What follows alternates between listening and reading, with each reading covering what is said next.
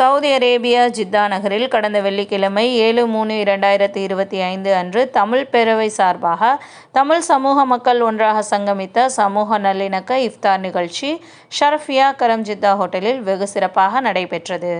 இவ்விழாவில் தமிழ் பேரவைத் தலைவர் முகமது அபூபக்கர் அவர்கள் வரவேற்புரையும், இன்ஜினியர் காஜா மீதீன் அவர்கள் வாழ்த்துரையும் வழங்கினார்கள்.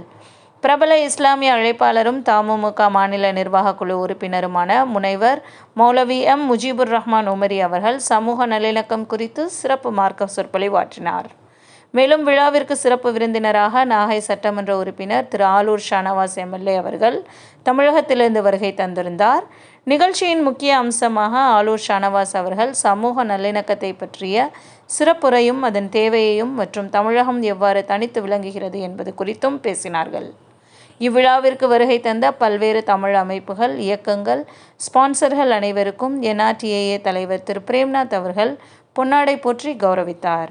நிகழ்ச்சியின் இறுதியில் சமூக நல்லிணக்கத்தை போற்றும் விதமாக சிறுமி திசா மோகன் குர்ஆன் வசனம் ஓதி அனைவரது பாராட்டையும் பெற்றதோடு அவருக்கு பரிசும் வழங்கப்பட்டது. மேலும் வருகை தந்திருந்த அனைவருக்கும் சென்னை தர்பார் உணவகத்தின் பிரியாணி இரவு உணவாக வழங்கப்பட்டது. மேலும் இது போன்ற தகவல்களுக்கு சவுதி நியூஸ் சேனலுடன் இணைந்திருங்கள்.